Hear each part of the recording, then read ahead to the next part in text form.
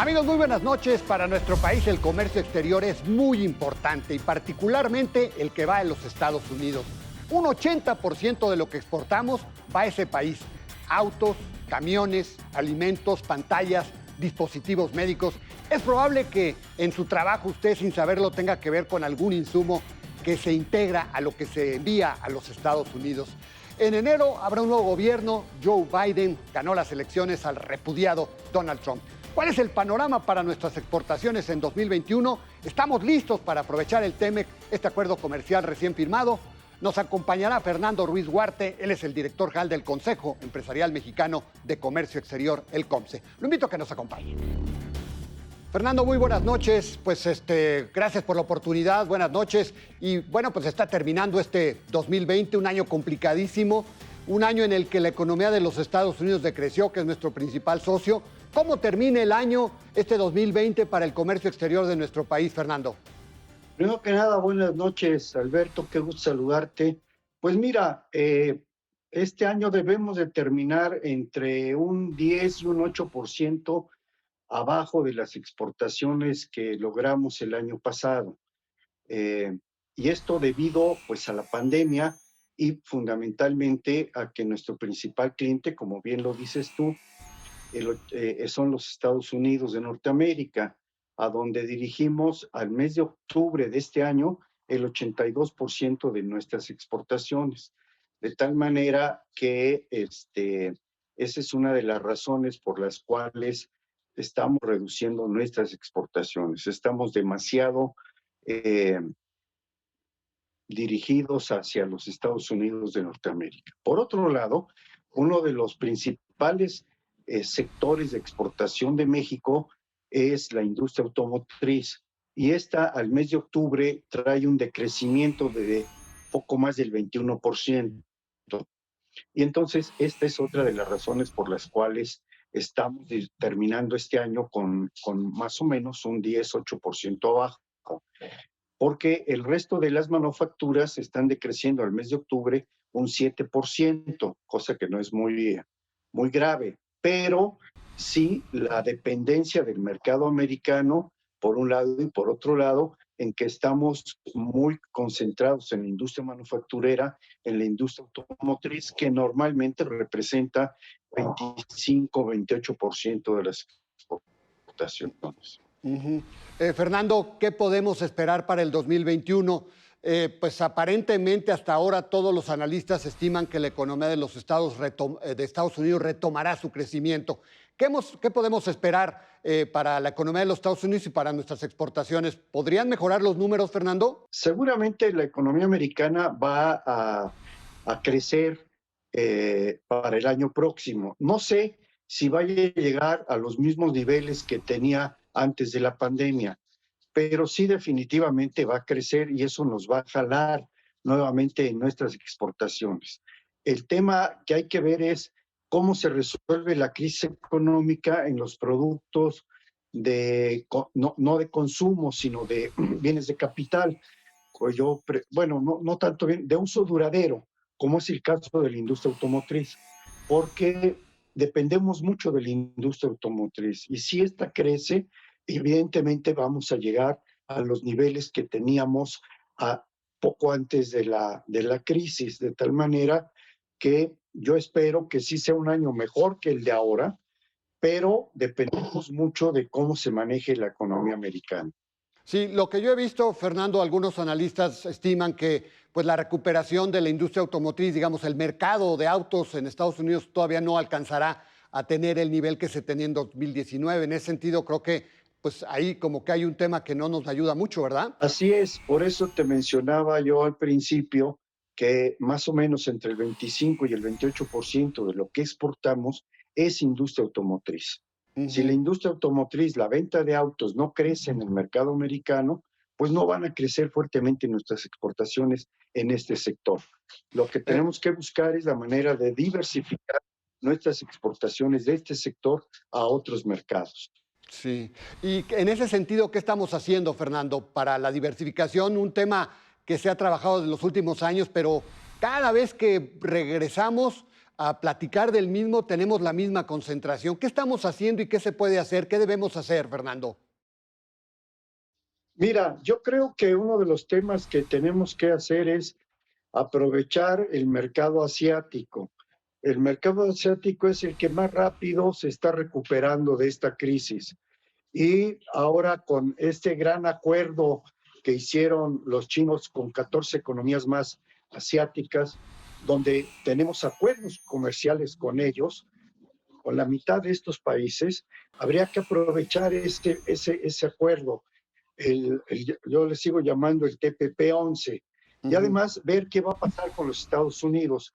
La política de la nueva administración americana, todo parece indicar que podría ser una política de mayor apertura comercial de la que tenía la política del actual presidente, del presidente eh, actual. Y yo creo que en una de esas, lo que pasa es que no es en el corto plazo, podrían los Estados Unidos reincorporarse al TPP, y esto fortalecería la región y fortalecería nuestras negociaciones con los países asiáticos. Esa es una opción. La otra opción es terminar el acuerdo que tenemos con la Unión Europea, que realmente ya está muy, muy avanzado y que seguramente a más tardar a mitad del año próximo estará terminado.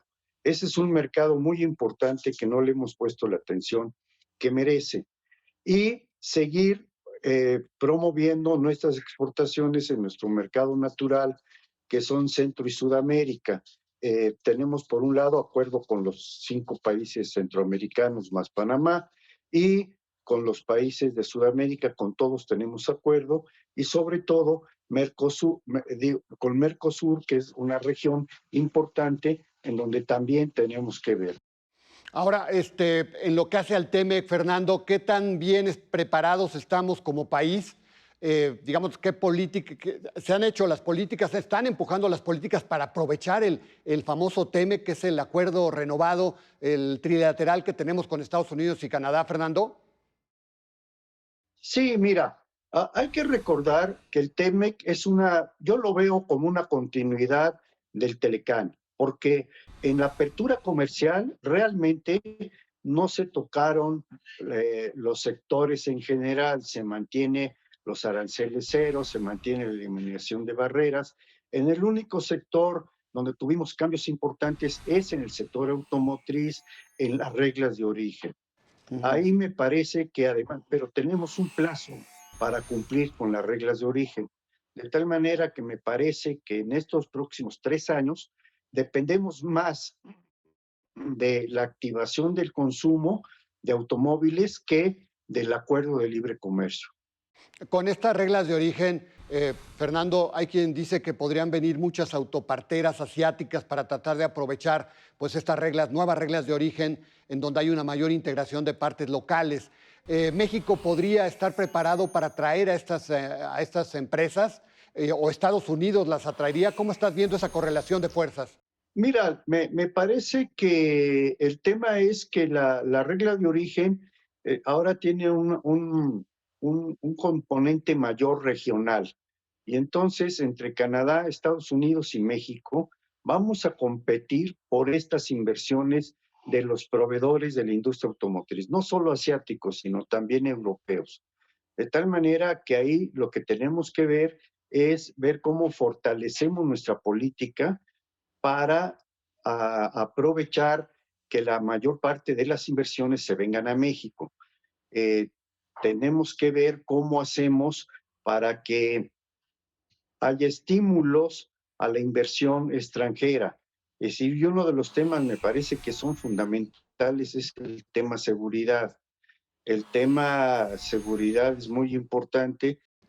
Ahora, en la parte agropecuaria, Fernando, pues hay un tema, hasta ahora hemos hablado solamente de manufacturas, pero en la parte de alimentos México también tiene un gran comercio con los Estados Unidos, pero sin embargo ahí siguen las amenazas en lo que hace a la temporalidad de algunos productos. ¿Cómo estás viendo ese tema, el tema de las temporalidades, Fernando? Mira, efectivamente la industria agroalimentaria es el único sector que viene creciendo en este año. es el único sector que se viene incrementando. Estamos vendiendo más carne de res que nunca a los Estados Unidos, igual que carne de cerdo, y así muchos otros productos. El tema es la amenaza esta de las temporalidades, que a mí me parece que con la nueva administración se puede reducir esta presión, porque los demócratas son más defensores del libre comercio, de tal manera que me parece que podemos ahí tener una relación mejor con nuestros clientes, con los Estados Unidos, y que sin que desaparezca la amenaza, me parece que sí disminuye su intensidad y que podemos pensar en llegar a mejores acuerdos y negociaciones con la nueva administración de los Estados Unidos. Oye, Fer, mencionabas el tema del acuerdo comercial con Europa. ¿Por qué se ha tardado tanto ese acuerdo comercial con Europa, que es tan importante para diversificar nuestro comercio? Mira, fundamentalmente hubo un tema de compras gobierno en donde los europeos buscaban que dentro de compras gobierno no solo estuviera el gobierno federal, sino también los gobiernos estatales y municipales. Y convencer a los gobiernos estatales y municipales que se abran a un trato de nacional con los europeos realmente ha costado mucho trabajo, pero ya se avanzó mucho y entiendo que esto ya es un tema resuelto. Uh-huh. Y decías que probablemente ya para mediados del próximo año podamos retomar este acuerdo. ¿Se puede firmar? ¿Hay la certidumbre de que esto suceda? Sí, lo que pasa es que recuerda que ahorita los europeos están metidos en el tema del Brexit con sus socios ingleses, y ahí están puestas ahorita todo el interés de las negociaciones europeas, por un lado, y por otro lado hay que recordar que son 27 países en donde en donde tenemos que tener a través de los parlamentos las aprobaciones, de tal manera que por eso se lleva tanto tiempo. Uh-huh. Ahora, Japón es otro mercado y otro acuerdo que no hemos aprovechado, ¿no, Fernando?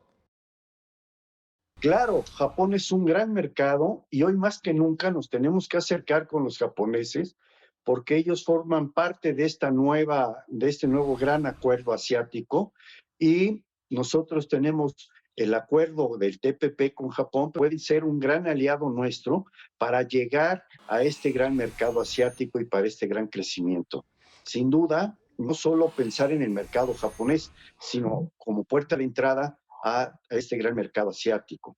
Uh-huh. Ahora, el gobierno mexicano tiene en la mira también América del Sur, acuerdos con Brasil, con Argentina. ¿Cómo estás viendo eso? Mira, esos acuerdos siguen, han bajado su ritmo de negociación por la misma pandemia. Primero, no puedes estar viajando a estos países para hacer una negociación. Las negociaciones se están haciendo en forma virtual, pero esto no se facilita en la negociación. Segundo, pues los países ahorita están más preocupados por su crisis interna provocada por el coronavirus y por el mismo ataque del coronavirus que por estos acuerdos de alcance parcial que tenemos con Brasil y con Argentina. Pero sin duda hay la voluntad tanto de los gobiernos argentino y brasileño como mexicano de continuar con las negociaciones y ampliar los acuerdos. Esto ya se está manejando. Yo espero que en el año próximo también podamos tener buenas noticias al respecto. Bueno, pues muy bien, Fernando, pues muchísimas gracias por la oportunidad como siempre, ¿eh? No, es un gusto saludarte y muy buenas noches. Buenas noches.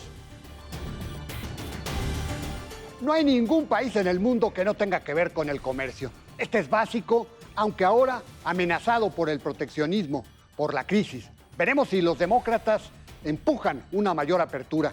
Nosotros, por lo pronto, estamos obligados a sacarle raja a nuestro tratado. Esa debe ser la misión. Lo invito a la próxima semana, aquí y a la misma hora, con más nombres, nombres y nombres. Hasta la próxima.